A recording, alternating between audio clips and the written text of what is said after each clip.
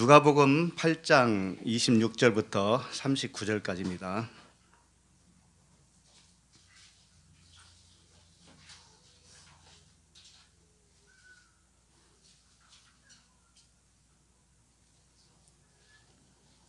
누가복음 8장 26절부터 39절까지 같이 읽겠습니다. 그들이 갈릴리 맞은편 거라사인의 땅에 이르러 예수께서 육지에 내리심에 그 도시 사람으로서 귀신 들린 자 하나가 예수를 만나니 그 사람은 오래 옷을 입지 아니하며 집에 거하지도 아니하고 무덤 사이에 거하는지라.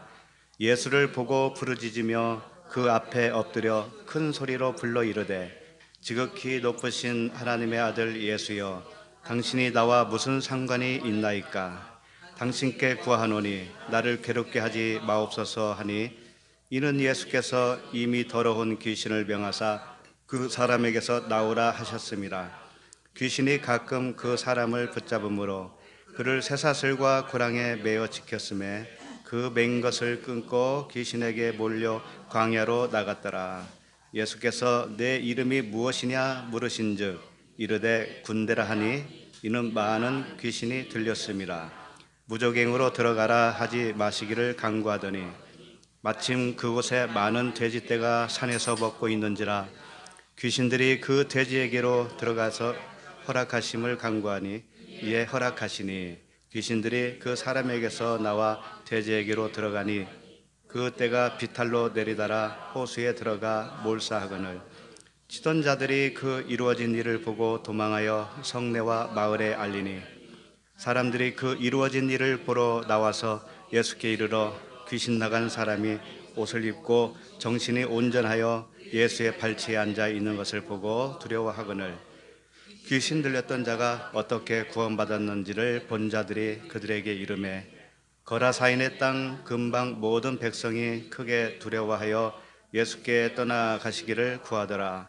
예수께서 배에 올라 돌아가실새 귀신 나간 사람이 함께 있기를 구하였으나 예수께서 그를 보내시며 이르시되 집으로 돌아가 하나님이 내게 어떻게 큰 일을 행하시는지를 말하라. 그가 가서 예수께서 자기에게 어떻게 큰 일을 행하시는지를 온 성내에 전파하니라. 아멘. 하나님 아버지, 은혜를 감사합니다. 오늘 말씀과 같이 군대 귀신 들린 자, 그 들린 자를 쫓아내시며 역사하신 그 주님의 말씀을 통하여서 진리의 말씀을 깨닫게 하여 주시옵소서. 은혜와 진리 되시는 예수 그리스도의 이름으로 기도합니다. 아멘. 네, 우리 서로 인사하죠. 네, 반갑습니다. 인사하십시오. 네. 저 멀리 부산에서 오신 우리, 큰 박수로 우리 환영을 하겠습니다. 네, 감사합니다. 자, 오늘 말씀 제목은 군대 귀신 들린 자입니다. 워낙 유명한 말씀이죠. 신앙 초기 때부터 이 말씀을 접했었어요. 그래서 귀신 들리면 안 되겠구나, 귀신 들리면 이렇게 무섭구나, 이런 생각을 하면서 자라왔잖아요. 그리고 가끔씩 축기라는 거 있잖아요. 축기, 예수의 이름으로 물러가는 그 물리치는 축기, 그 축기 하는 거 보셨어요? 네, 저도 아주 제 동생 친구가 귀신 들려가지고 왔었어요. 그 집회를 하는데 왔어요. 집회, 부흥회라고 그러잖아요. 부흥회하러 왔는데 이제 동생이 데리고 온 거죠. 이 친구가 하는 일마다 안 되고, 그 예배당에 앉으면 머리가 뽀개진 것처럼 아프고, 또 가끔씩 헛소리하고, 직장 들어가면 몇 개월 버티지를 못하고 나오고, 그래서 아무래도 너 귀신 들린 것 같다 해서 이제 동생이 데리고 온 거예요. 부흥회 때 귀신 좀 쫓아내려고. 그래가지고 저도 옆에서 도왔어요. 축기 할 때 옆에서 한 손을 잡아줬거든요. 동생이 이쪽 팔 잡고 나는 이쪽 팔 잡고. 왜 그러냐면 이 안수기도 하니까 애가 뒤로 나자빠지는 거예요. 그리고 바닥에 이 깨구리가 쫙 뻗는 것처럼 뻗더라고요. 네, 그것을 저도 다 목격을 했어요. 그래서 귀신이 있구나 알았죠. 그때 목격을 했으니까 알잖아요. 그래서 그러더라고요. 그 기도하시는 분이 넌 누구야 그러더라고요. 넌 누구야 그러더라고요. 여기도 나오잖아요. 군대니다 그러잖아요. 여기서는. 근데 걔는 군대라고 안 하더라고. 뭐라고 하냐면 외할아버지라고든가 뭐 그러더라고. 외할아버지래 외할아버지. 그 외할아버지라고 할 때는 목소리도 다르더라고요. 또 할아버지 목소리로 하더라고요. 야, 그런 거 보면서 정말 귀신이 있구나. 근데 제가 산골에서 중학교 2학년 때까지 살았다 했잖아요. 바로 옆에가 공동묘지였다니까요. 근데 한 번도 귀신을 본 적이 없었어요. 근데 얘는 지금 저 무덤 사이에서 나왔다고 그랬거든요. 이 군대 귀신 들린 자가. 그 이상하다. 나는 거기서 중학교 2학년 때까지 자랐는데 거기 공동묘지에서 한 번도 못 봤거든요. 밤에도 돌아다니고 그랬어요. 그래 도대체 귀신 들린다는 게 뭐냐. 이런 갈등이 있잖아요. 우리가 진짜 목격도 하고 그런 걸 경험을 하니까 이 복음으로 와서는 그런 부분이 갈등이 살짝 되는 거죠. 왜 그러냐면 현상을 무시할 수는 없잖아요. 그 무당이 작두 타는 거 보셨어요? 그런 걸 보면서 무시할 수가 없죠. 무당이 또 점쟁이가 점괘를 맞춘다든지 또 예수 믿는 사람이 옆에 있으면 점괘가 안 나온다고 물러가라고 한다든지 이런 걸 보면서 뭔가 영의 세계가 있구나, 귀신이 있구나 이렇게 생각을 하잖아요. 있어요. 분명히 있어요. 그런데 잘 생각해 보세요. 이 우주 만물이 누구에게서 나왔다고 하시던가요? 만물이 누구에게서 나와요? 다 하나님에게서 나온다고 그랬죠? 그럼 내 호주머니에서 나온 건 누구 거예요? 다 내 거잖아요. 그와 같이 하나님에게서 나왔다면 다 하나님 거예요. 그리고 하나님에게서 나왔다면 그 자체가 하나님의 부산물이라는 거죠. 그렇잖아요? 그래서 일단은 우리가 먼저 생각해야 할 문제는 이 모든 세계, 눈에 보이는 세계든 보이지 않는 세계든지 간에 이건 다 하나님밖에 없다라는 거. 하나님의 소관이고 하나님 거라는 거죠. 그런데 문제는 두 가지로 나타난다는 거죠. 첫째는 뭐예요? 표면으로 나타나요. 표면으로. 겉으로 나타난다고요. 겉으로. 그 다음에 안으로, 안의 것으로 나타난다는 거죠. 겉과 안이 있다라는 거예요. 하나님이 역사하시고 하나님의 소유이신데 겉과 속으로 나타난다는 거죠. 그럼 우리는 처음에 무엇으로 나타난 사람들이에요? 겉사람이라고 하잖아요. 겉사람. 우리 생각이 다 겉사람에 해당됩니다. 육신의 생각, 육신의 안목의 정욕, 이생의 자랑이 뭐예요? 다 겉사람이에요. 겉사람, 옛사람. 이건 겉의 거란 말이죠. 우리가 판단하고 보고 하는 것들이 다 겉의 거예요. 이것도 하나님이 주신 거란 말이에요. 이것도, 요 자체도. 그런데 이것은 첫 번째 창조라면 두 번째 창조가 있잖아요. 재창조. 그게 뭐예요? 안의 것으로 지어지는 거 아닙니까? 안의 것으로. 그러니까 우리가 결국은 구원받았다는 건 뭐예요? 겉의 것으로 태어나서 안의 것으로 다시 태어나는 거. 이게 거듭남 아닙니까? 그걸 해주시기 위해서 하나님은 겉의 하나님으로 일단 역사를 하실 수밖에 없어요.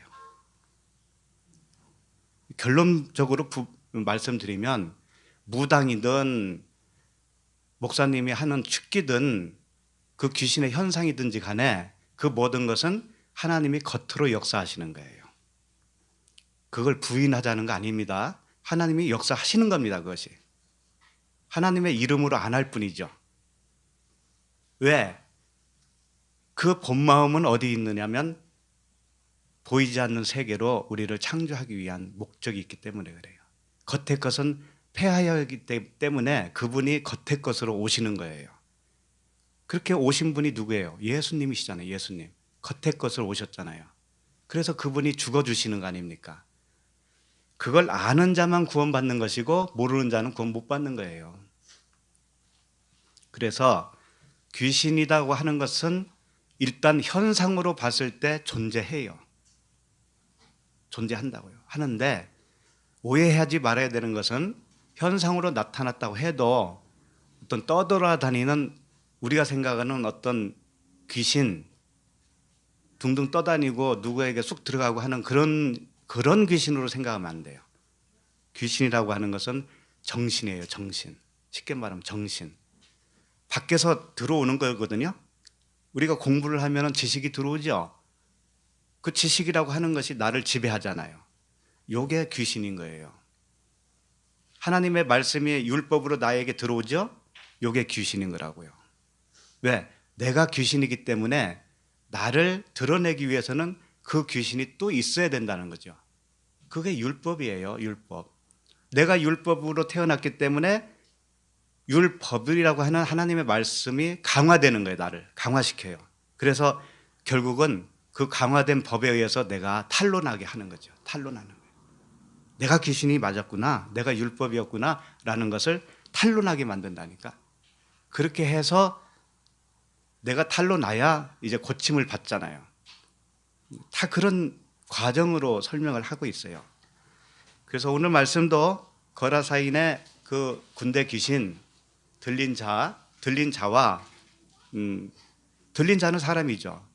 들린 귀신과 예수님과 이 관계를 통해서 도대체 어떤 진리의 말씀을 전해주시는지 좀 살펴보도록 하겠습니다. 자, 26절 보시겠습니다. 26절부터는 넷째 날에 속해요. 우리가 지난주 살펴본 데까지는 셋째 날이에요. 살아남이라고 그랬죠? 넷째 날은 항상 광야 생활을 일컫습니다. 광야예요. 거라사인의 이 귀신 들린 자가 이제 광야에 있었잖아요. 광야예요. 광야 시험이죠. 시험. 자, 26절을 보시면 그들이 갈릴리 맞은편 거라사인의 땅에 이르러 이렇게 되어 있죠.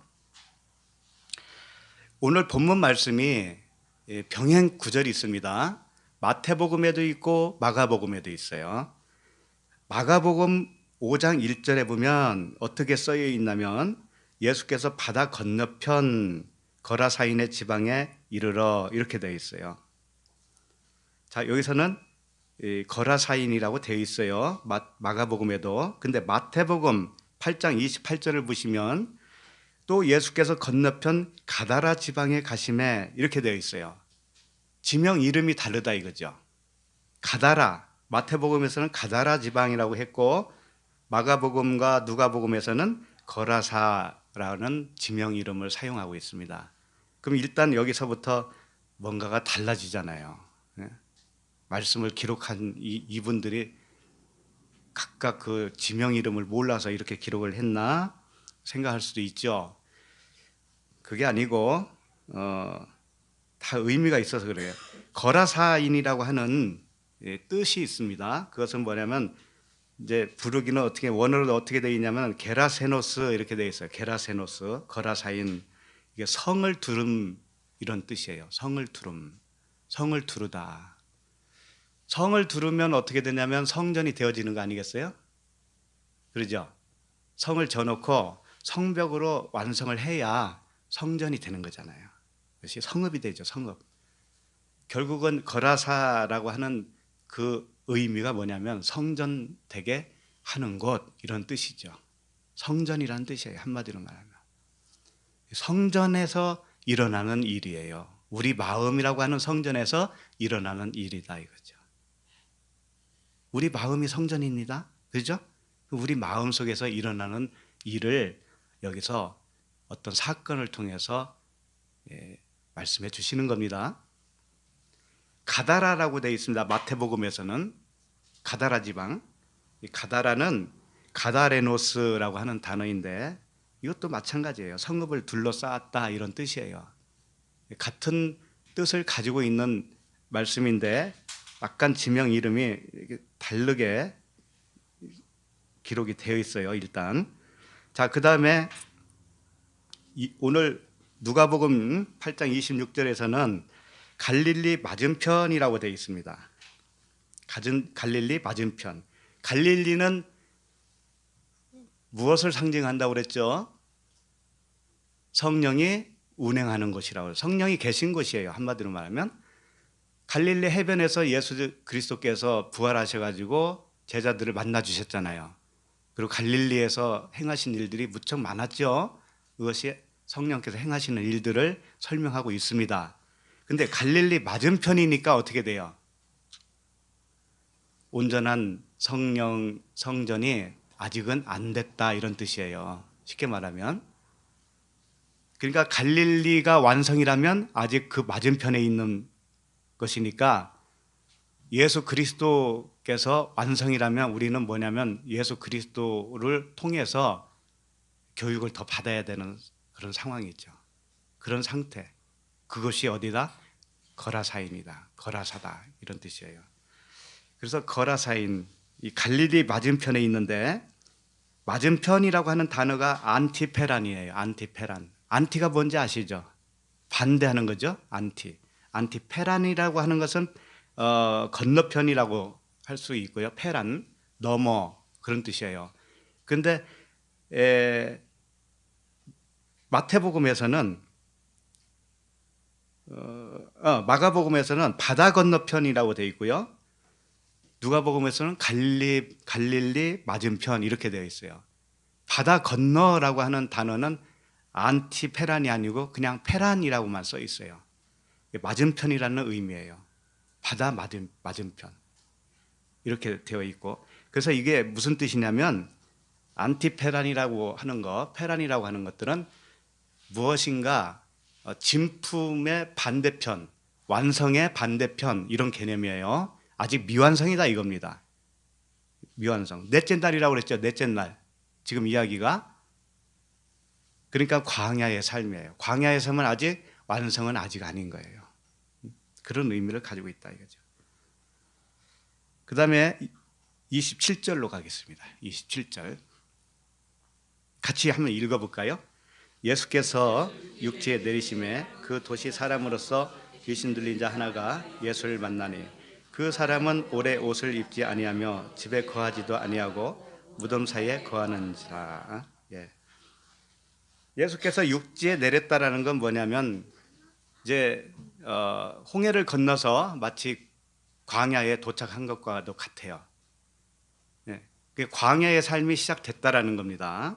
육지에 내렸다라고 하는 것은, 자, 그 도시 사람으로서 그랬잖아요. 그 도시, 이 도시는 폴리스라고 하는 단어인데 성읍이라는 뜻이에요. 성읍. 그 도시 사람으로서 귀신 들린 자, 이런 뜻은 뭐냐면, 폴리스, 성읍이라고 하는 것은 항상 성전 개념이에요. 우리 마음 성전, 우리 마음 성전. 그러니까 우리가 마음 성전이 이미 있는데 뭐냐면 귀신이 들렸다, 이거예요. 성전은 성전인데 아직은 미완성이기 때문에 귀신 들린 자로 표현되고 있어요. 그러니까 진리 안으로 온전히 그리스도와 연합이 되기 이전까지는 어떤 상태냐면 귀신 들린 상태예요. 귀신 들리면 꼭 거품 물고 뭐 나쁜 짓을 해야 귀신 들렸다고 생각하겠지만 그게 아니에요. 서두에도 말씀드렸지만 정신이라고 그랬죠. 정신. 무엇이 나를 지배하고 있나? 어떤 정신으로 살고 있는가? 그래서 이 귀신 들린 자가 나중에 정신이 온전해졌다고 표현하고 있어요. 끝에 가면은 정신이 온전해졌다. 그러니까 지금은 정신이 온전하지 못한 거죠. 왔다 갔다 하는 겁니다. 어떨 때는 복음을 깨달았는데 어떨 때는 또 모르겠는 거예요. 캄캄하고 그런 거예요. 이게 뭐예요? 귀신 들린 거죠.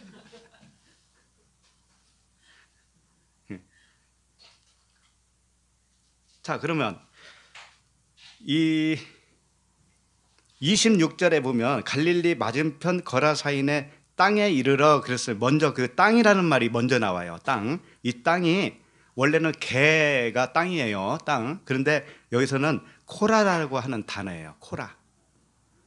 예수님이 거라사인의 땅에 도착을 했죠. 근데 이 코라라는 단어를 썼어요. 그 뜻은 뭐냐면, 코라는 뭐냐면 이런 뜻이에요. 땅, 밭, 이렇게 표현을 해요. 밭, 땅, 밭. 그런데 코라라는 의미는 두 두 지역 사이에 놓여 있는 공간 이런 뜻이에요. 두 지역 사이에 놓여 있는 공간. 그래서 코라라는 단어를 일부러 쓰신 것 같아요. 그럼 두 지역은 뭘까요? 지금 광야라고 그랬습니다. 한 지역은 뭐겠어요? 그 이스라엘에서 출애굽으로 생각을 해보면 광야는 뭐예요? 출애굽 이전이라고 한 지역, 애굽이라고 하는 지역, 그 다음에 가나안이라고 하는 지역, 이 두 지역 사이에 있잖아요. 광야. 예? 그것을 여기서 말씀을 해주시고 계시다. 이 단어 한 단어 속에서도. 그래서 이 거라사인의 땅이라고 하는 것, 코라라고 하는 이 땅은 두 지역 사이에 끼어 있는 곳이에요. 광야의 삶이죠. 온전한 안식은 들어가지 못했으나 이미 태어나기는 한 거예요. 네? 홍해를 건너왔으니까 이미 태어나기는 했는데 온전한 안식에 들어가지는 못한 상태다. 그 상태가 뭐냐면 귀신 들린 상태다. 그걸 말하고 있어요. 그러니까 귀신 들린 사람이 온 천지에 많겠죠. 예, 우리도 다 그런 과정을 겪고 왔잖아요. 겪고 있고, 겪어 가고 있고, 끝났고, 예, 아직 두 지역 사이에 광야에 들어오지 못한 사람도 물론 있을 것이고, 예, 그런 거예요.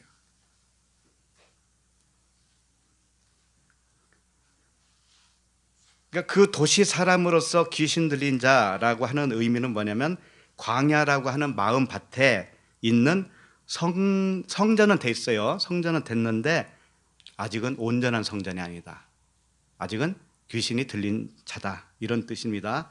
그러니까 집으로 말하면 반석 위에 지은 집이 되어 가기 위해서 모래 위에 지은 집을 허물고 있는 상태라고 보면 돼요. 네? 모래 위에 지은 집을 허무는 상태가 광야예요. 광야. 말씀을 배워가고 시험하는 그런 기간이죠. 자, 그 다음에 귀신 들린 자 하나가 예수를 만났다고 되어 있죠.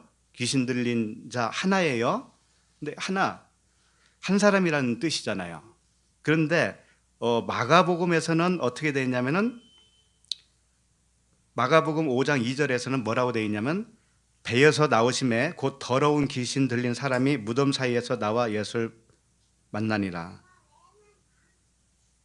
여기는 맞네. 그 다음에 마태복음 8장 28절에서 이렇게 되어 있어요. 또 예수께서 건너편 가다라 지방에 가심에 귀신 들린 자 둘이 이렇게 나와요. 여기 둘. 누가복음, 마가복음에서는 귀신 들린 자 한 명이라고 그랬어요. 그렇죠? 근데 이 마태복음에서는 둘이라고 되어 있어요. 귀신 들린 자 둘이 무덤 사이에서 나와 예수를 만나니 그들은 몹시 사나워 아무도 그 길로 지나갈 수 없을 지경이더라. 이렇게 되어 있어요. 자, 그러면 말이 틀리잖아요. 아까 지명 이름도 좀 틀리더니 이번에는 사람 숫자까지 틀리잖아요. 성경에 오류가 있다는 말씀인가? 우리는 그렇게 볼 수는 없죠. 오류는 없어요. 그 의미를 더 드러내기 위해서 이렇게 다르게 표현했을 뿐입니다. 이런 것들이 엄청 많아요. 사복음서를 다 이렇게 보면 표현도 다르고 숫자도 좀 다를 수도 있고 그래요. 자, 그러면 일단은 왜 하나라고 했고 둘이라고 했을까? 귀신 들린 자 둘이라고 한다고 하면 그건 어떤 의미가 있을까요? 귀신 들린 자 둘.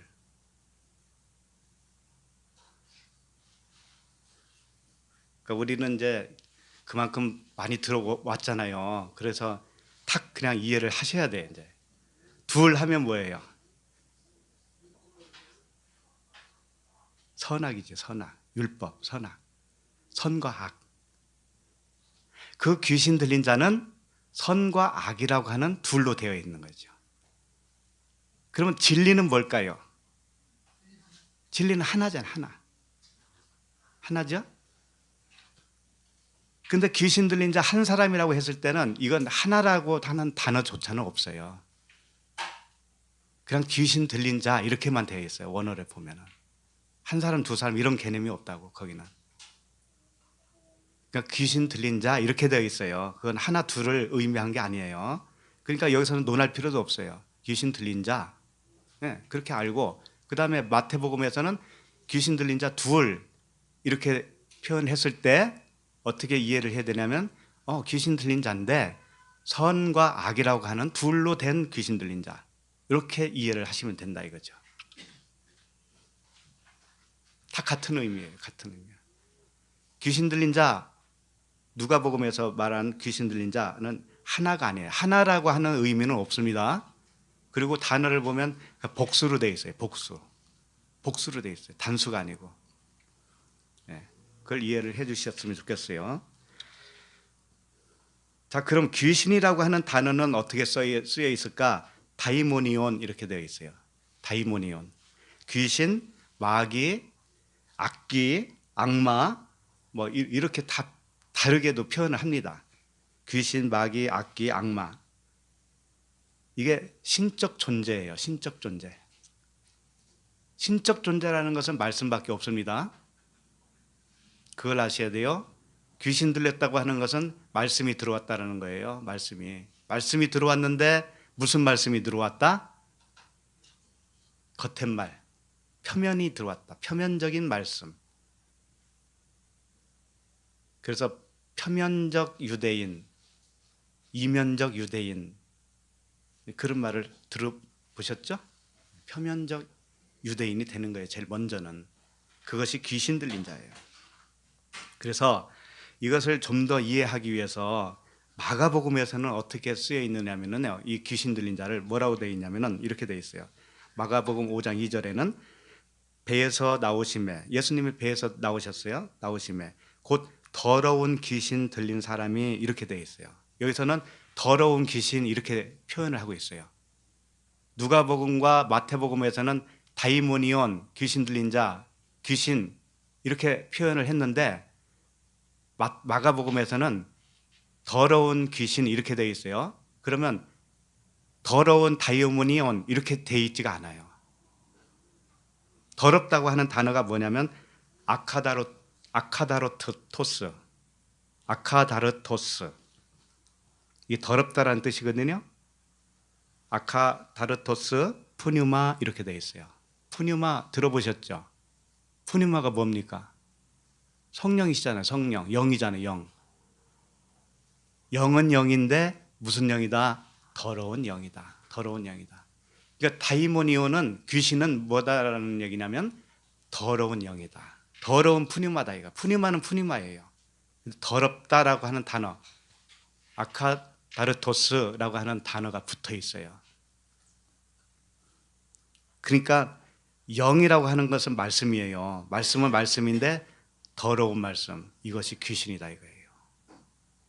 이제 점점 윤곽이 나타나죠. 성경에서 말하는 귀신, 이것은 말씀이라니까요. 무당이 착두타고 하는 그런 능력, 그런 귀신이 아니에요. 그것은 하나의 현상에 불과한 거예요. 그냥 보이는 세계에서 일어날 수 있는 현상이에요. 그것도 하나님이 허락하시는 겁니다. 그런 것들을 통해서 얼마나 귀신이 무서운가를 보여주는 거예요. 그 표면적 말씀이 얼마나 무서운가를 보여주시기 위해서 그런 현상도 허락을 하시는 거라고요. 저 동생 친구가 와서 축기를 하니까는 개구리 뻗듯이 딱 뻗었는데 그것도 현상에 불과했어요. 그게 귀신이 나가고 들어온 거예요. 아니더라니까. 나중에 보니까. 그럼 그렇게 했으면 귀신이 나가야 되잖아요. 나가서 걔가 잘 풀리고 엉뚱한 짓 안 하고 그래야 되죠. 근데 똑같더라고.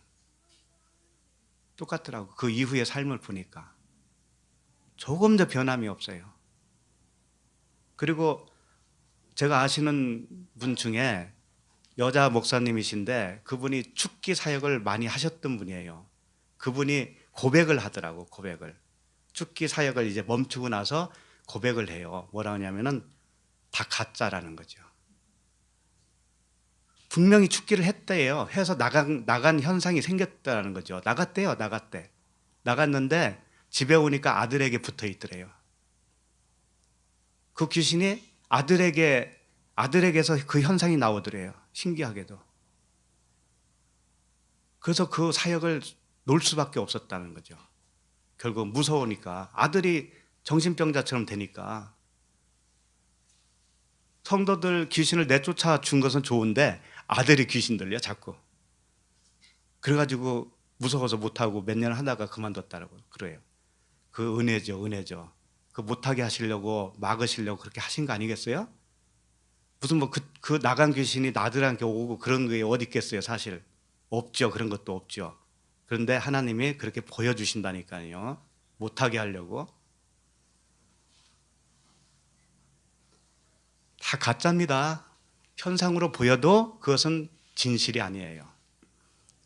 진실이 아니에요, 그것은. 그래서 은사, 목회 빨리 다 집어쳐야 돼요. 그것은 그냥 율법 아래에서 표면적 유대인으로서 허우적거리고 있는 모습이에요. 그런데 그것은 눈에 보이고 현상이 있으니까 더 중하게 보이고 진짜처럼 보인다니까요. 절대 안 그렇습니다. 이제 보시겠지만 귀신이 부르짖고 큰 소리 칩니다. 항상 예수님만 만나면 이 귀신은 큰 소리 쳐요. 큰 소리 친다라고 하는 의미가 누가복음에서 제가 말씀드렸죠. 강의할 때. 내가 큰 자입니다라고 했잖아요. 큰 자. 장자라는 거예요. 장자. 장자는 어떻게 된다는 거예요?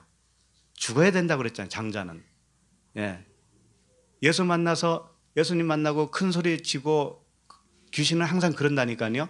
그것은 뭐냐면 내가 큰 자입니다. 내가 죽어야 할 장자입니다. 이걸 표현해 준 거예요. 그러니까 이런 현상들, 교회에서 일어나는 현상들, 어떤 기적 같은 거, 기적같이 물론 몸도 병도 다 고칠 수 있죠. 하나님이 왜 못하시겠어요. 그런데 평생 동안 그 질병 달고 살면서 골방에서 복음을 만난 사람은 어떻게 된 거예요? 저주받았나요? 하나님이 능력이 없어서 그 질병을 안 고쳐줬을까요? 그런 거 아니잖아요. 가장 중요한 것은 세미한 음성입니다. 큰 소리는 귀신의 소리예요. 큰 소리는. 근데 하나님의 음성은 세미한다. 세미한 음성. 안에 있는 음성, 안에 있는. 밖에는 요란 벅적지근을 해요. 화려하고. 진짜 복음은 내 내면의 이야기잖아요. 내면에서 하나님과 함께하는 보이지 않는 천국을 이루는 거잖아요. 보이는 현상에 좌우하지 마세요. 자, 그래서 이 귀신 들린 자가 자, 그 다음에 읽어볼게요. 어떻게 하고 있었는가? 그 사람은 오래 옷을 입지 아니하며 집에 거하지도 아니하고 무덤 사이에 거하는 자라. 이 귀신 들린 자가 옷도 안 입고 집에 거하지도 아니하고 무덤 사이에 있다 이렇게 표현하고 있습니다. 이건 의미가 무슨 의미일까요? 그 사람은 오래 옷을 입지 아니했다고 했는데 이 오래라고 하는 단어가 뭐냐면 크로노스, 히카노스 이렇게 되어 있어요. 크로노스는 시간이죠. 히카노스가 뭐냐면 충분한 때, 어떤 적당한 때, 꽉 찬 그 시간을 말하는 거예요. 오래라는 것은. 그러니까 그 시간이 될 만큼 됐다 이겁니다. 이제 광야 생활을 할 만큼 했다 이거예요. 우리들도 다 그런 기간이 있었잖아요. 광야 기간을 끝낼 만한 그 꽉 찬 시간, 하나님이 원하시는 그 시간이 우리들에게 각자가 다 있습니다. 그걸 그냥 오래됐다 이렇게 표현했을 뿐이에요. 그 단어를 잘 살펴보면 무엇을 말씀하시는가를 우리가 캐치할 수가 있어요. 캐치할 수 있어요. 그러니까 광야 생활은 이제 이게 귀신 들린 자가 누구를 만났어요? 이제 드디어 예수님을 만나게 된 거죠. 그러니까는 광야 생활 끝이 왔다 이거예요. 끝이. 네? 그 시간이 이제 다 됐다 이거예요. 드디어 귀신을 벗을 때가 왔다. 이런 것을 말하고 있는데 이제 이때까지는 옷을 입지 아니하였대요. 무슨 옷을 입지 않았을까요? 복음이죠, 뭐. 간단하잖아요. 그리스도의 옷. 광야에서는 그리스도 옷을 못 입은 거예요. 네. 사실 그리스도 옷이 따로 있고 속옷이 따로 있고 겉옷이 따로 있는 거 아닙니다. 사실은 그 사람의 상태에 따라서 속옷, 겉옷 이렇게 표현할 뿐이죠. 그러니까 말씀의 옷을 입기는 입었는데 그 은혜와 진리의 복음으로 입지 못하고 율법으로, 명령으로, 선악으로, 계명으로 이렇게 알고 지냈던 시절을 말하고 있죠. 근데 이제 그때가 다 됐어요. 옷을 입지 아니하였다. 집에 거하지도 않았다. 집이 뭐겠습니까? 마음 성전이죠. 온전한 마음 성전이 아직 되지 않았다. 이런 거죠. 그 다음에 무덤이 뭘까요? 무덤? 무덤은 무네마라고 하는 단어인데 무덤이라는 말이 굉장히 나옵니다. 신약 성경에. 그렇죠? 예수님조차도 무덤에 들어갔다가 부활하신 분입니다. 무덤은 뭐냐면 기억하다라고 하는 단어에서 왔어요. 기억하다. 그런데 무덤에 들어가면 기억이 어떻게 된다는 얘기예요? 지워진다는 거잖아요.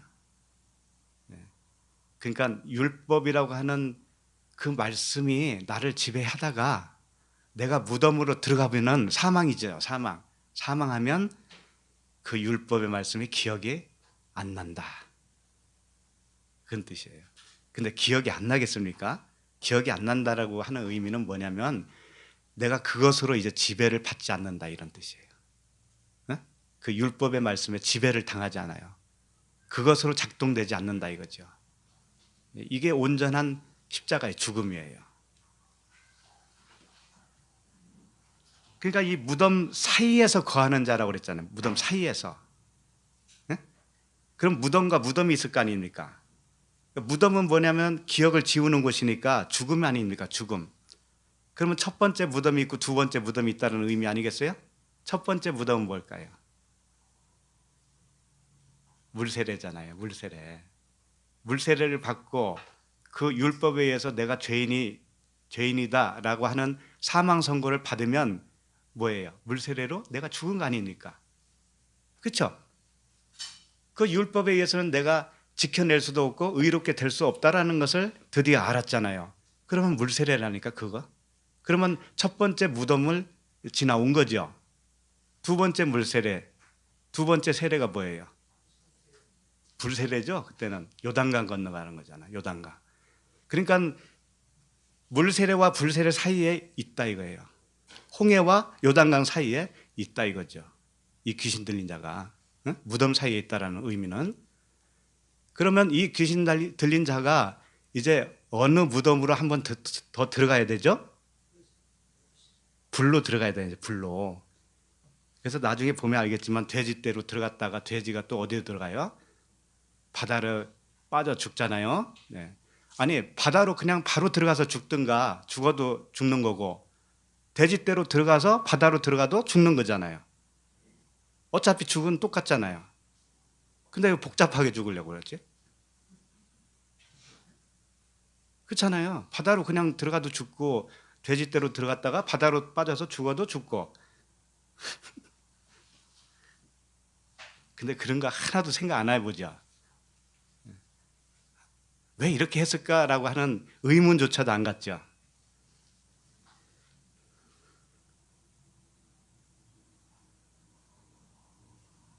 무덤은 죽음이에요. 죽음. 십자가를 의미해요. 물세례를 의미하고 불세례를 의미한다고요. 예. 그것을 아직 다 겪지 못하고 그 사이에 있는 거예요. 사이에. 광야에 있다 이거죠. 자, 28절로 갑니다. 누가복음 8장 28절. 같이 읽어볼까요? 예수를 보고 부르짖으며 그 앞에 엎드려 큰 소리로 불러 이르되 지극히 높으신 하나님의 아들 예수여 당신이 나와 무슨 상관이 있나이까 당신께 구하노니 나를 괴롭게 하지 마옵소서 하니.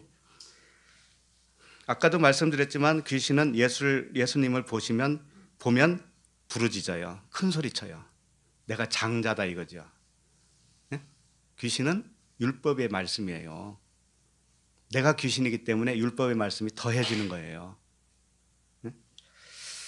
큰 자다, 섬겨야 할 자다, 죽어야 할 장자다 이거죠.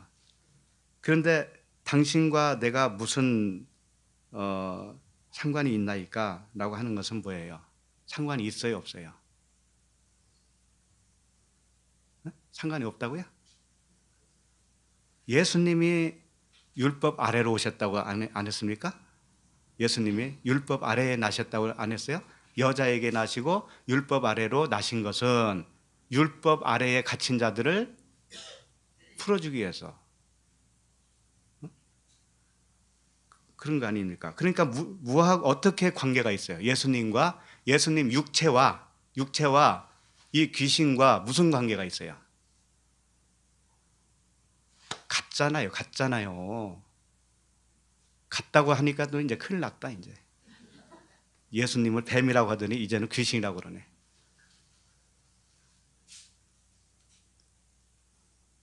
그럼 예수님 왜 죽으셨대? 왜 죽으셨어? 죽지 말으셔야지. 갈라디아서 4장 4절에 보면 때가 참에 하나님이 그 아들을 보내사 여자에게서 나게 하시고 율법 아래에 나게 하신 것은 이렇게 돼요. 예수님은 죄의 모양은 있어요. 그러나 죄는 없습니다. 율법의 모양은 있으나 율법은 아니에요. 그분 자신은. 그러나 자신이 율법이 되어 주시는 거예요. 왜? 율법의 조문을 십자가에서 찢어야 되니까. 그래야 율법 아래에 갇혀 있는 우리들을 속량할 수 있잖아요.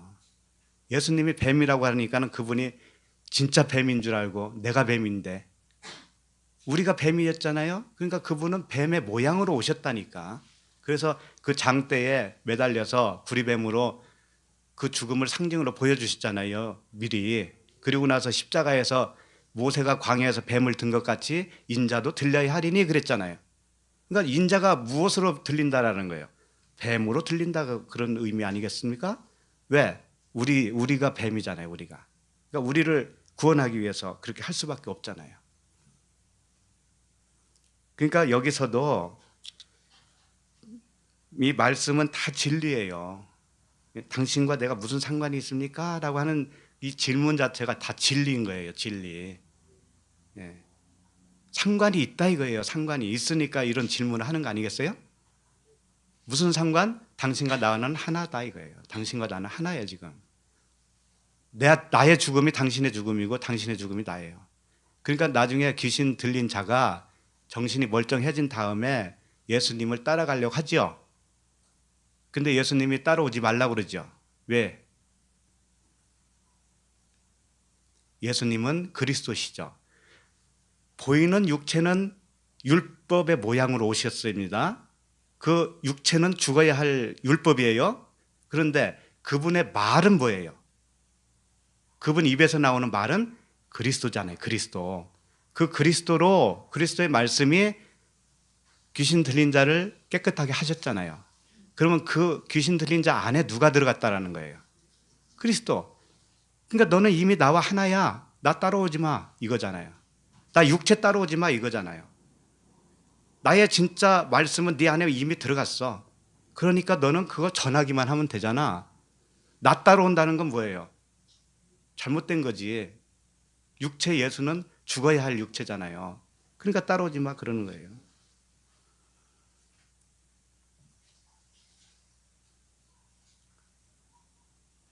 굉장히 쉽잖아요. 그죠?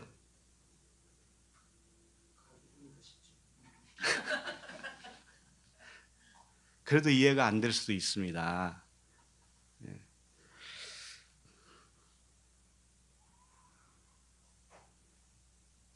그러니까 예수를 보고 부르짖으며 그 앞에 엎드려 큰 소리로 불러 이르되 엎드렸다는 것은요.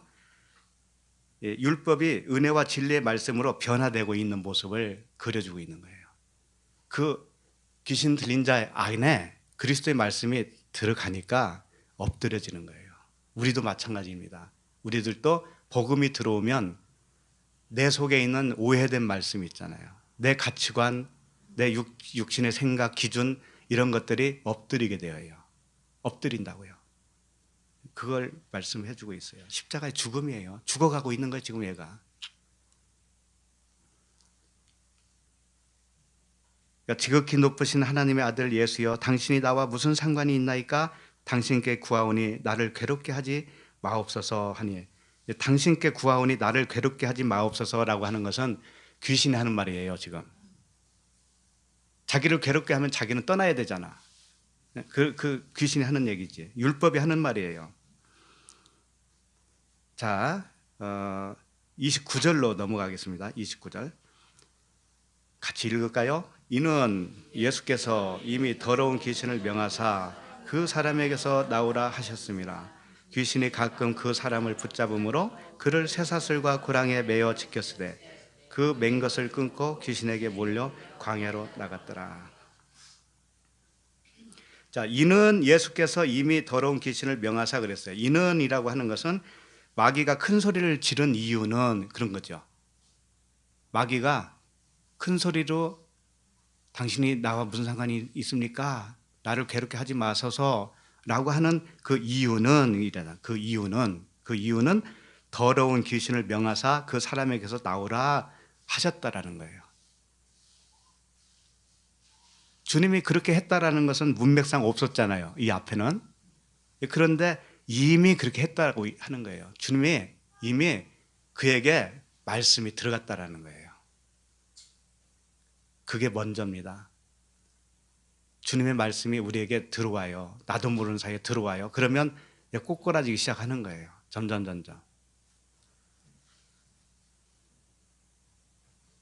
그래서 이 귀신에게 그 주님의 말씀, 그리스도의 말씀, 진리가 들어가면 그것은 명령이에요. 율법아 나와라 이런 명령을 한 것과도 같은 거죠. 그러니까 죽기는 뭐예요?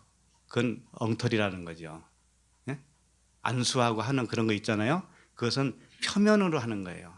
그런 현상은 나타날 수 있어요. 나가고 들어오고 이런 거 다 볼 수도 있고 느낄 수도 있는데 그것은 진짜를 알려주기 위해서 그것도 하나님이 허락하신 거예요. 근데 진짜를 알고 나면 가짜가 필요합니까? 더 이상 필요 없지요.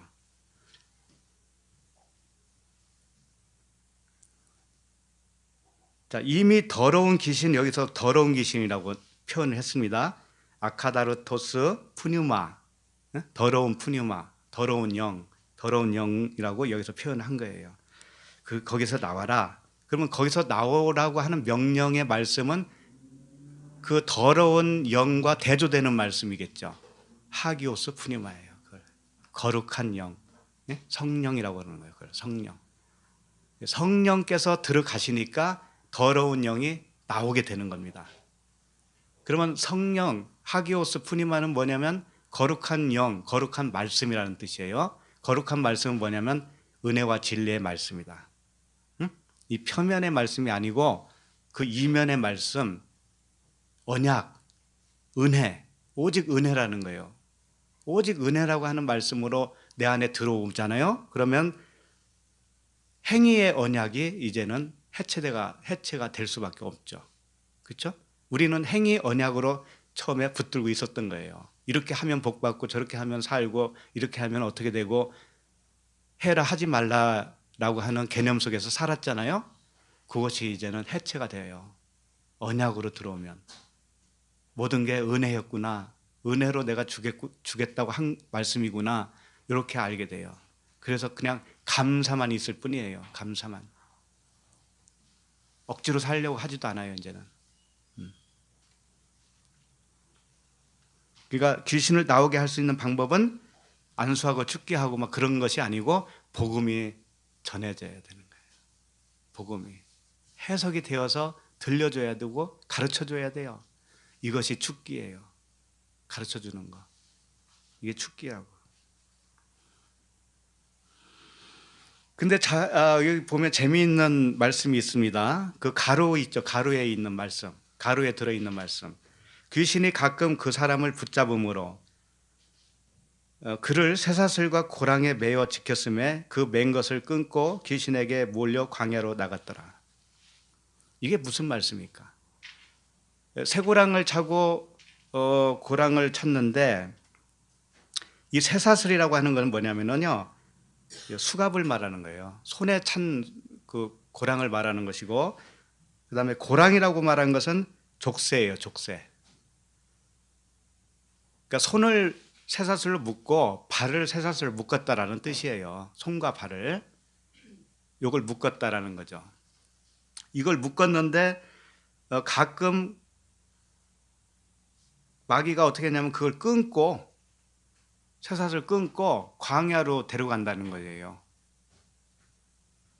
이게 무슨 말씀입니까?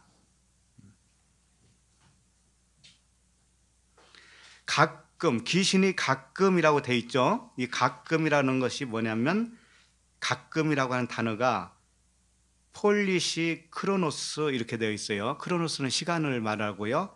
폴리스는 뭐냐면 많아진 때, 크게 된 때 이런 뜻이에요. 그러니까 폴리스 크로노스 하면 많아진 어떤 때, 크게 된 때 이런 뜻이라고요. 가끔이라고 표현을 했지만 그러면 이게 뭔 말씀입니까? 귀신이 어떻게 됐다는 거예요? 귀신이 쇠사슬과 고랑으로 이렇게 묶어놨잖아요. 그 묶어놓은 것보다도 뭐라는 거예요? 힘이 셀 때가 있다라는 거죠. 힘이 셀 때. 마귀의 힘이 쇠사슬보다도 힘이 더 셀 때가 오는데 그때는 광야로 데려간다는 거예요. 이게 무슨 뜻일까?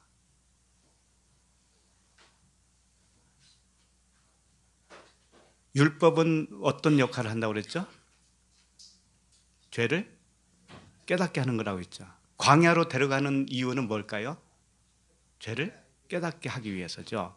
그렇다면 죄를 깨닫게 하는 그 율법의 기능이 커졌을 때, 많아졌을 때, 그 사람에게 있어서 넘쳐날 때, 그때는 쇠사슬도 끊는다는 거죠. 그러면 쇠사슬과 족쇄가 무엇을 의미할까요? 쇠사슬과 족쇄가 무엇을 의미할까요? 1번 육신의 생각, 2번 사람의 생각, 3번 육신의 정욕. 뭘까요? 다죠. 정답이에요. 네. 사람은요 손과 발을 묶고 있는 족쇄가 뭐냐면 자기 생각이에요. 자기 생각.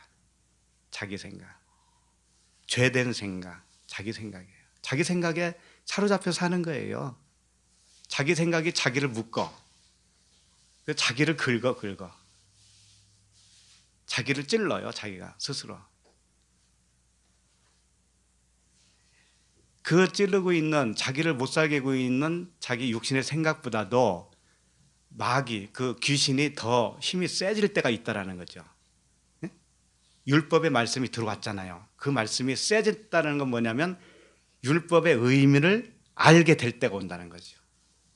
율법의 의미, 진짜 의미를 처음에는 몰랐다가 알게 되는 거예요. 알게 되는 것이 뭐냐면 광야로 나갔다라는 거죠. 광야로.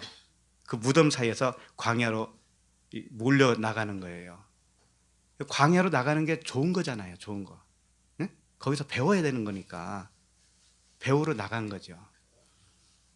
그런 거예요. 그러니까 내 힘으로는 안 되는구나. 내 생각으로는 안 되는구나. 내 기준은 오류가 많구나. 이런 것을 깨달을 때 오잖아요. 그때가 광야로 나간 때예요. 그것을 쇠사슬과 족쇄를 끊었다. 내 생각을 끄는 거예요. 내 생각을. 육신의 생각. 그 얼마나 좋은 겁니까? 근데 가끔 그렇게 할 때가 있다라는 거예요. 가끔. 자기 의로움을 깨닫게 하는 율법의 기능이 발휘가 되고 있었다. 이런 뜻이에요. 마가복음 5장 5절에서는 이 부분을 어떻게 소개하고 있느냐면 밤낮 무덤 사이에서나 산에서나, 여기서는 또 산도 나와요. 산에서나 늘 소리 지르며 돌로 자기의 몸을 해치고 있었더라. 이렇게 되어 있어요. 여기서 밤낮 무덤 사이에서 할 때 밤낮은 저녁이 되고 아침이 되고 저녁이 되고 아침이 되니 이런 뜻이죠. 그러니까 저녁이 되어서 자기의 죄가 폭로가 시작되어서 아침이 되면 이제 자기의 실상이 폭로가 다 되어지는 거예요. 그것들이 반복해서 일어나고 있다는 것을 여기서 설명하고 있어요. 무덤 사이에서나 여기는 광야 이야기가 아니고 산에서나 그래서 산은 신의 산을 의미하죠. 율법이 반포되어 있는 땅의 예루살렘 율법. 그리고 소리 지르며 돌로 자기의 몸을 해치고 있었다 이거죠. 자기를 폭로시키는 거잖아요. 돌이 뭐겠어요? 말씀의 돌이에요. 그러니까 모세가 돌판 2개를 받았잖아요. 첫 번째 돌은 율법이고 두 번째 돌은 복음이잖아요. 그러니까 그 돌로 자기의 몸을 해쳤다는 것은 이 육신의 생각을 폭로시키는 거예요. 그 말씀이, 율법의 말씀이. 그러니까 율법의 말씀이 얼마나 좋아요. 이게 귀신이 굉장히 좋은 거예요. 귀신이라니까는 아이고 귀신 들리면 안 되겠지. 귀신 들려야 되는 거예요. 들려야 된다고 그러니까 이제라도 들려야지. 이미 들려 있었어요. 이미. 그 돌로 육신의 생각을 폭로시키는 거예요. 그러니까 얼마나 감사해요. 광야 생활이. 그렇게 해서 내가 폭로당하고 이제 그리스도의 말씀으로 살아나면 되는 거죠. 이미 살아났죠. 이미 살아났는데 이게 온전해진다라는 거죠. 온전해진다.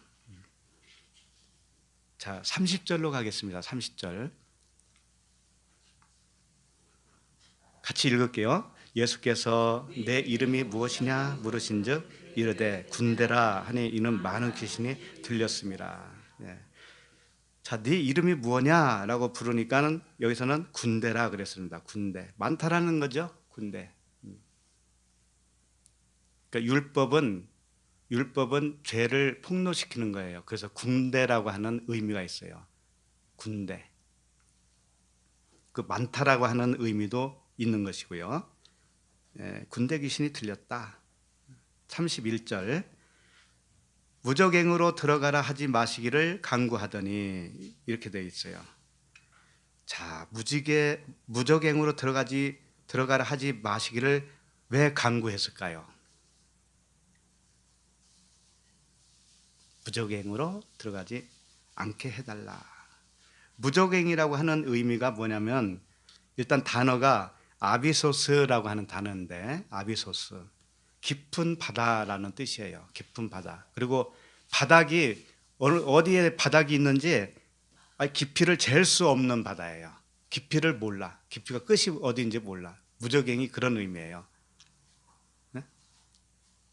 바닥이 없다 이거지. 바닥이. 한번 빠지면 나올 수 없는 그런 깊은 바다다. 무저갱이 그거예요. 자, 그럼 우리가 옛날부터 알고 있는 거 있죠? 무저갱. 무저갱으로 빠지면 안 되잖아요. 거기 지옥이지요. 지옥. 쉽게 말하면 지옥이죠. 무저갱으로 빠지면 안 되니까 이 마귀가 귀신이 무저갱으로는 들어가지 않게 해주세요. 이렇게 간청을 한 거예요. 그럼 왜 그랬을까요? 무저갱은 뭘까요? 죽음을 얘기해요. 죽음, 세례. 무저갱은 세례예요. 죽음이에요. 근데 광야는 무저갱을 한번 들어갔다 나온 거죠. 물세례. 그죠? 그러니까 거기로 들어갈 필요 있어요, 없어요?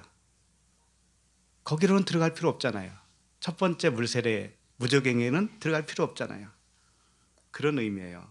그러니까 그러면 거기로 들어가지 말고 어디로 들어가라고 간청을 한 걸까요? 홍해로 다시 들어가지 않게 해주세요라고 했다면 이제는 어디로 가게 해주세요라는 말씀일까요? 그 마귀가 요단강이죠. 요단강에 빠져 죽게 해주세요. 요거잖아요. 불세례. 그러니까 마귀가 이 귀신이 말씀이라니까요. 말씀. 율법의 말씀이라니까는요. 이 표면적 말씀이라니까는요. 이 말씀이 어디서 왔느냐면 홍해를 건너고 나서 왔잖아요. 시내산에서. 그러면 그 말씀은 어디서 소멸돼야 되느냐면은 광야 생활 끝에서 소멸되는 거예요. 응? 그 귀신이 말씀이 요단강에서 완전 거기서 끝나는 거잖아요. 끝나는 거. 그걸 여기서 이런 스토리로 표현해 줄 뿐이에요. 그러니까 결국은 그 깊은 바다 무적행으로 들어가지 않고 어디로 들어가든가요? 돼지로 들어가잖아요. 돼지로 들어가서 돼지가 바다에 빠지는데 그 그게 홍해가 아니고 요단강이라는 의미예요. 호수로 빠졌다 이렇게 되죠. 호수. 그런 부분들을 좀 보게 될 거예요. 십자가의 죽음으로 보내달라. 십자가에서 율법의 말씀이 마침이 되어지고 완성이 되어지고 그리스도라고 하는 은혜와 진리로 다시 태어나는 거. 말씀의 이야기니까.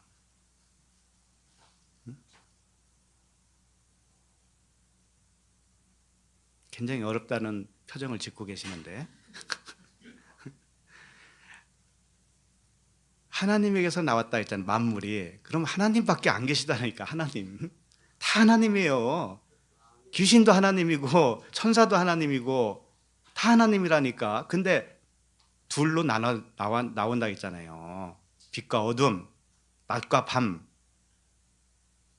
겉과 속.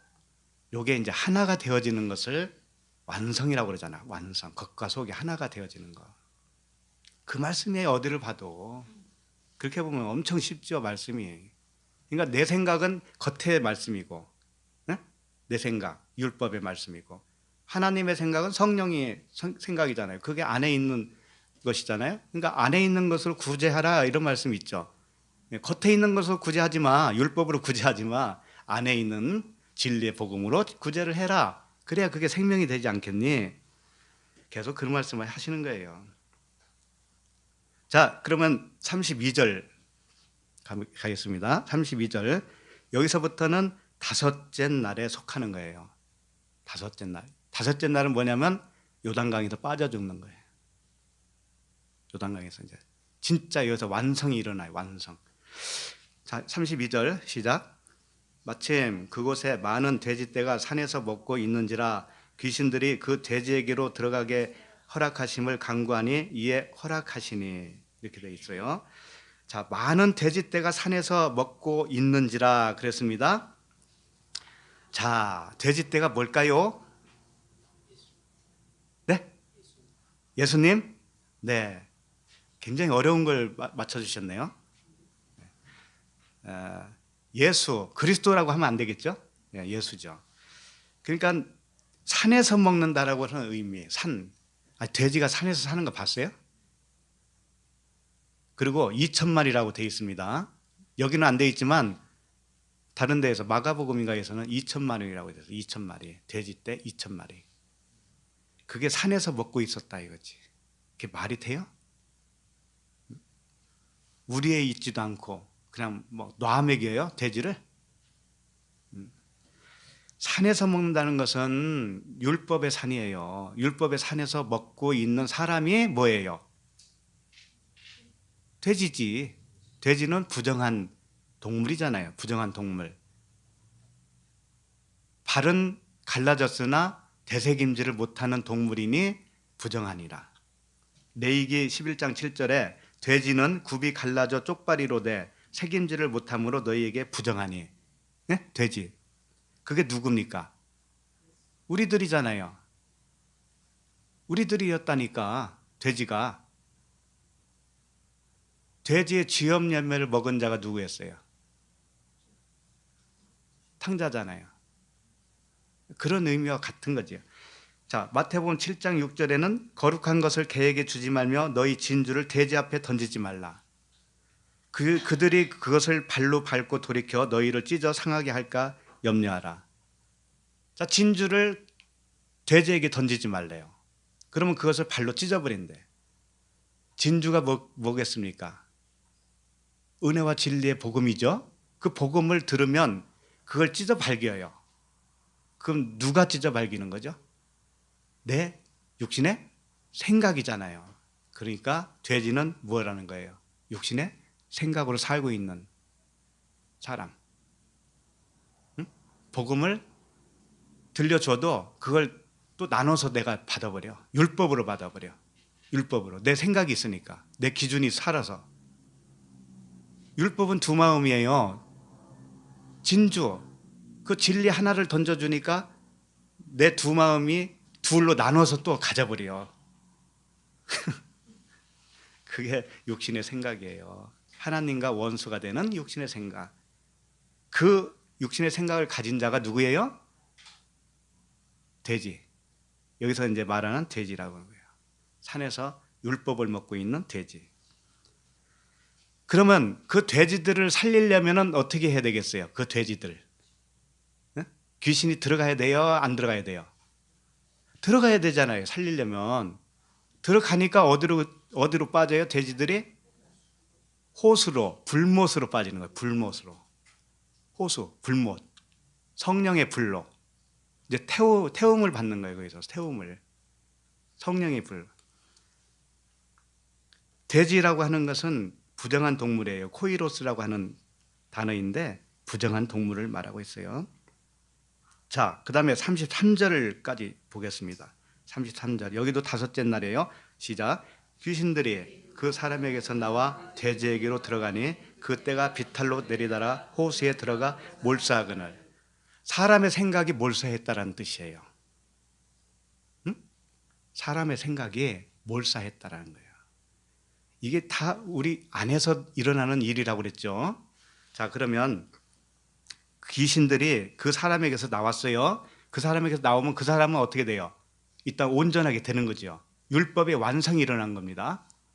그 사람에게서 그 말씀이 이제 복음으로 완성이 일어났어요. 그러면 그게 나온 겁니다. 그런데 그 율법의 말씀이 누구에게 들어갔냐면 돼지에게 들어갔다. 아직 돼지 차원에 있는 사람들에게 들어갔다.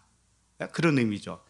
그 돼지 차원에 있는 그 사람들에게 들어가니 그 때가 비탈로 내리다라 호수에 들어갔다 했는데 여기 잘 보셔야 돼요.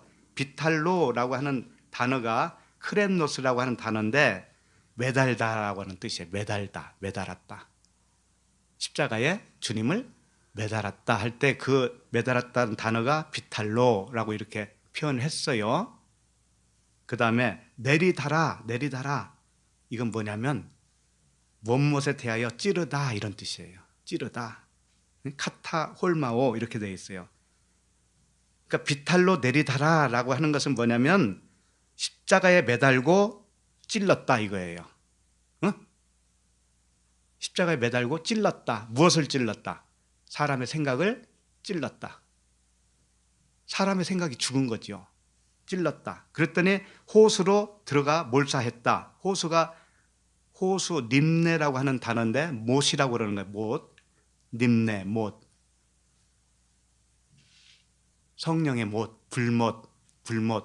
그 불못에 들어가서 몰사했다. 온전히 그 율법의 말씀이 태움바 되었다. 그러니까 결국은 뭘 어떻게 한 거예요? 거기 거라사 지방에 있는 모든 사람을 어떻게 한 거예요? 응? 다 구원했잖아요. 다 구원한 거잖아요. 돼지떼 같은 그 인간들까지 다 구원한 거 아닙니까? 이게 복음이 아니에요? 나만 구원받으면 좋겠죠? 옆 사람도 좀 구원받읍시다. 자, 요한계시록 20장 12절로 가보겠습니다.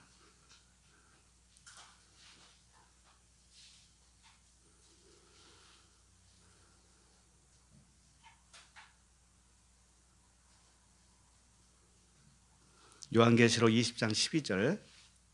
또 내가 보니 죽은 자들이 큰 자나 작은 자나 그 보좌 앞에 서 있는데 책들이 펴 있고 또 다른 책이 펴졌는데 곧 생명책이라 죽은 자들이 자기 행위를 따라 책들에 기록된 대로 심판을 받으니 바다가 그 가운데서 죽은 자들을 내주고 또 사망과 음부도 그 가운데서 죽은 자들을 내주매 각 사람이 자기 행위대로 심판을 받고. 자, 여기까지가 무엇을 말하고 있느냐면 홍해를 건너서 광야를 건너온 사람들의 이야기예요. 자, 죽은 자들이 뭐예요? 홍해를 건넜을 거 아니에요. 그죠? 홍해를 건넜어요. 죽었잖아요. 죽은 자들을 큰 자나 작은 자나 그 보좌 앞에 서 있는데 책들이 펴져 있어요. 이제 율법이 강림했잖아요. 율법이 시내산에서 광야에 나오니까 그 율법의 책들이라고 되어 있고요. 그 다음에 다른 책이 있는데 그건 생명책이에요. 그런데 생명책, 행위책 따로 있는 게 아니에요. 어떻게 보는가에 따라서 생명책도 되고 행위책도 되는 거예요. 그러니까 광야에서는 이 행위에 따라서 일단은 심판을 받는 거예요. 광야 생활을 하면서. 그렇게 해서 생명책 안으로 들어오게 하는 것이 뭐예요? 광야 생활의 끝이지요. 그것들을 자기 행위를 따라 책들에 기록된 대로 심판을 받아요. 이게 광야의 삶이라고요. 그래서 결국은 내가 율법에서는 죽는 겁니다. 율법에 의해서는 의롭게 될 자가 아니구나. 이걸 깨닫게 되는 거잖아요. 그렇게 되게 하는 거예요. 그 다음에 14절. 사망과 음부도 불못에 던져지니 이것은 둘째 사망 곧 불못이라. 이게 뭐예요? 요단강에서 던져지는 둘째 세례를 말하는 거잖아요. 세례 요한이 그랬잖아요. 내가 베푸는 세례는 물로 세례를 베풀거니와 내 뒤에 오시는 자는 무엇로 세례를 한다고 그래요? 불과 성령으로. 2번 죽어야 된다는 거잖아요. 니고데모에게 뭐라고 했어요? 주님이 거듭나지 아니하면 하나님 나라를 볼 수 없다고 그랬죠. 거듭난다는 의미가 뭐예요? 2번 태어나는 거잖아요. 2번 태어나는. 2번 태어나려면 2번 죽어야 되죠. 네? 그렇잖아요.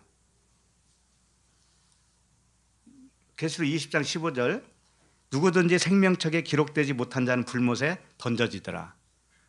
최종적으로 생명책에 기록하기 위해서는 어떻게 한다는 거죠? 불못에 던져지는 거예요. 돼지떼가 불못에 들어간 것처럼. 그렇게 해서 육신의 생각을 사망시키는 거예요. 첫 번째 죽음은 뭐냐면 너 죽었다라고 하나님이 선포하는 죽음이에요. 물세례는. 너 죽었다라고 선포를 했어요. 그런데 내가 죽은 사람처럼 살지를 못하거든요. 그래서 광야의 삶을 살아서 그 광야의 삶을 사는 동안에 내가 지금 죽는 거예요. 실제로 이제 죽는 거예요. 실제로. 그것이 2번째 사망이다 이거죠. 그렇게 해야 생명책에 기록이 된다. 그런 의미예요. 그것을 돼지떼에 그 귀신이 들어가서 불못에 비탈길을 내려서 십자가에 못 박혀서 옆구리를 찔러서 완전히 사망시킨다 이거죠. 우리의 관점을, 우리의 육신의 생각을, 율법을 완전히 사망시켜요. 그래서 율법의 완성을 이루어요. 율법의 완성은 뭐겠어요? 사랑은 율법의 완성은 율법의 뭐라고 그랬어요? 사랑은 뭐라고 그랬어요? 율법의 완성이라고 했잖아요. 율법의 마침. 이게 사랑이잖아요. 사랑. 그것으로 사는 거예요. 우리는. 자, 6째 날에 이제 속합니다. 34절. 치던 자들이 그 이루어진 일을 보고 도망하여 성내와 마을에 알리니. 치던 자들이 누굴까요? 돼지떼를 치던 자들이 누굴까요? 이 치던 자들, 보스코라고 하는 단어인데 먹이다라고 하는 뜻이거든요. 예수님이 요한에게 뭐라고 그랬죠? 내 양을 치라, 내 양을 먹이라 그랬죠. 이 먹이다라고 하는 단어가 보스코, 치다라는 단어예요. 그러니까 돼지떼를 쳤다라는 건 뭐냐면 율법으로 양육을 했던 거죠. 그동안에 사람들을. 예? 그러니까 율법 선생을 의미하겠죠. 율법 선생들이 그 이루어진 일을 보고 도망했어요. 이제 도망했어. 자기도 이제 깨달은 거예요. 거짓 선지자였구나. 거짓으로 잘못된 것을 먹였구나. 이걸 안 거죠. 그리고 나서 성내와 마을에 알렸다 이거죠. 그랬더니 35절. 사람들이 그 이루어진 일을 보고 나와서 예수께 이르러 귀신 나간 사람이 옷을 입고 정신이 온전하여 예수의 발치에 앉아 있는 것을 보고 두려워하거늘. 많은 사람들이 그 잘못 가르친 율법 선생들이 보고하는 것을 듣고 와서 보니까 귀신 나간 그 사람이 옷도 입고, 누구의 옷을 입었을까요? 이때는 그리스도의 옷을 입었죠. 그리고 정신이 온전하여 이렇게 돼 있죠. 정신이 온전하다라는 단어가 소프로네오라고 하는 단어인데, 이게 술 취하지 않았다라고 하는 의미의 단어예요. 술 취하지 않았다. 술 취하지 말라 그랬죠. 이는 방탕한 것이니. 이 술 취한다라는 것은 뭐냐면 혼합됐다라는 뜻이에요. 혼합됐다. 응? 율법과 복음이 혼합됐어. 이게 둘이에요. 둘. 선과 악이 혼합됐어. 요게 그 잘못된 말씀에 술쳐 있다 이거죠. 그렇게 하지 않았다는 건 뭐냐면 정신이 온전해졌다 이렇게 표현한 거죠. 제대로 된 거죠. 그 다음에 예수의 발치에 앉아 있는 것. 예수의 발치가 뭐냐면 예수님의 발은 복음의 발이잖아요. 복음의 발. 그렇죠? 그럼 자기도 복음이 됐다 이런 뜻이에요. 군대 귀신 들린 자가 이제는 온전한 복음의 발이 되었다 이런 뜻이라고요. 복음의 발이 되었어요. 그러니까 이게 이제 진짜 사람이 된 거예요. 이 여섯째 날이에요. 그래서 자, 일곱째 날이 오겠죠. 자, 36절. 귀신 들렸던 자가 어떻게 구원받았는지를 본 자들이 그들에게 이르매. 37절. 거라사인의 땅 근방 모든 백성이 크게 두려워하여 예수께 떠나가시기를 구하더라. 예수께서 배에 올라 돌아가실세. 자, 이게 무슨 말씀일까요?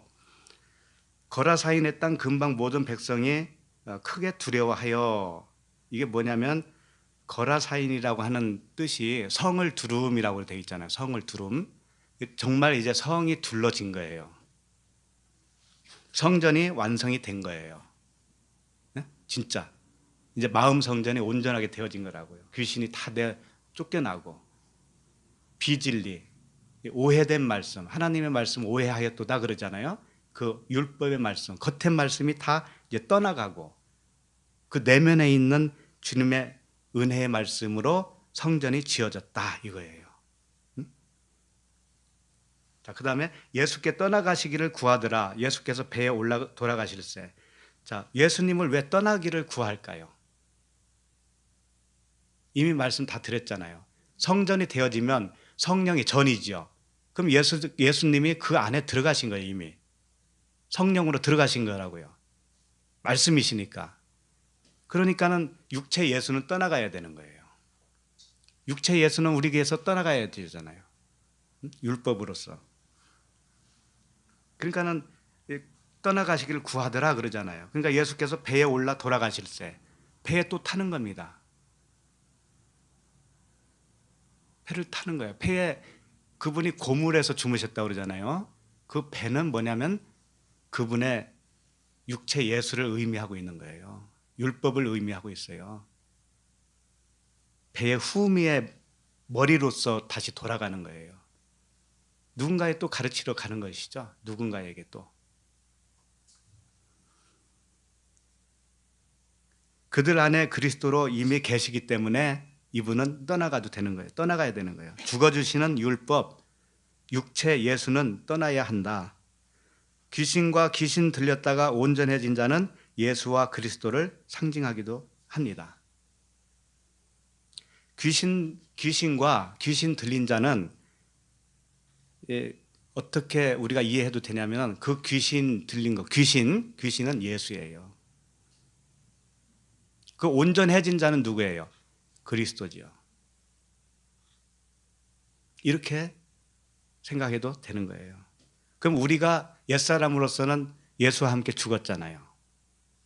예? 예수와 함께 죽었잖아요. 그리고 지금은 그리스도와 하나가 되어서 그리스도로 살고 있죠. 네, 그것과 똑같은 거라고요. 38절. 귀신 나간 사람이 함께 있기를 구하였으나 예수께서 그를 보내시며 이르시되. 이제 여기까지가 여섯째 날이라고 치고요. 39절부터는 일곱째 날이에요. 39절 한 절이. 네, 한 절이. 귀신 나간 사람이 함께 있기를 구하였는데 예수께서 그를 보내시며 이르시되 뭐라고 하냐면은 39절 집으로 돌아가. 집으로 돌아가는 뭐겠어요? 너는 이제 성전이 되었어. 응? 마음 성전이 되었어. 그러니까는 나를 따를 필요 없는 거야. 이런 말씀이고, 집으로 돌아가. 하나님이 내게 어떻게 큰 일을 행하셨는지를 말하라. 이건 뭐예요? 복음을 전하라. 그거죠?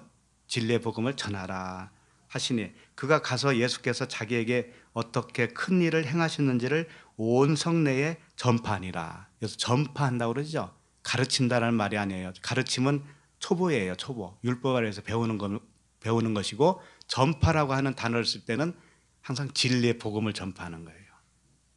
차원이 다르다고요. 그래서 복음을 전하는 거죠. 자, 그런데 요 39절 말씀을 마가복음 5장 20절에서는 좀 다르게 표현합니다. 그 부분을 소개해 드릴게요. 마가복음 5장 20절에서는 어떻게 되어 있느냐.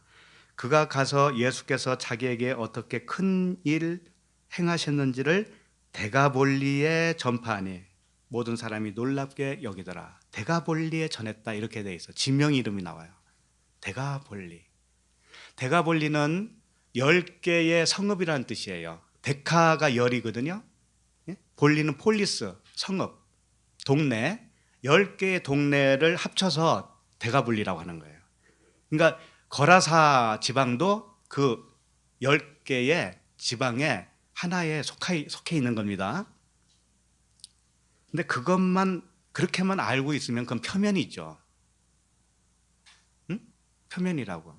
그럼 이 사람이 데가볼리에 전파했을 때 모든 사람이 놀랍게 여겼다는 의미는 그 열이라고 하는 도시, 그러니까 열이라고 하는 도시로 완성이 되었다 이런 뜻으로 받아들이면 돼요.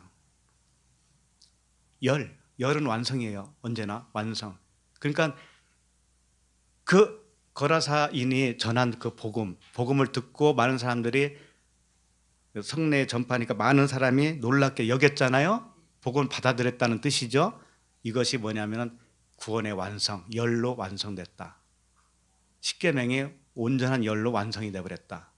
사랑으로 완전하게 지어졌다. 이런 뜻이에요. 그러니까 오늘 말씀도 그 귀신도 하나님이 주신 은혜입니다. 말씀이에요. 그 말씀에 의해서 나라고 하는 생각에 잡혀 있는 그 쇠사슬에 묶여 있고 족쇄에 차여 있던 나를 해방시키기 위해서 주신 하나님의 은혜의 말씀이었습니다. 모두가 이렇게 광야를 지나서 배우고 광야에서 나의 실체가 드러나고, 그래서 하나님의 말씀, 은혜와 진리의 그 언약의 말씀으로 새롭게 지어져서 요단강을 건너 가나안에서 안식하는 그 복된 우리 성도들이 다 될 수 있도록 기도합니다. 우리 찬양 한 장 할까요? 그 찬양 아실 거예요. 주님과 같이 내 마음 만지는 분은 없네. 아시죠? 주님과 같이 내 마음 만지는 분은 없네. 네이버에 치시면 금방 나옵니다. 주님과 같이 내 마음 만지는 분은 없네. 오랜 세월 찾아 난 알았네. 내겐 주밖에 없네. 주잡이 강같이 흐르고 주 손길 지려하네. 고통받는 자녀 품으시니 주밖에 없네. 주님과 같이 내 마음 만지는 분은 없네. 오랜 세월 찾아 난 알았네. 내겐 주밖에 없네. 주님과 같이 다시 한번 합니다. 주님과 같이 내 마음 만지는 분은 없네. 오랜 세월 찾아 난 알았네. 내겐 주밖에 없네. 주자비 강같이 흐르고 주자비 강같이 흐르고 주 손길 지루하네. 고통받는 자녀 품으시니 주밖에 없네. 주님과 같이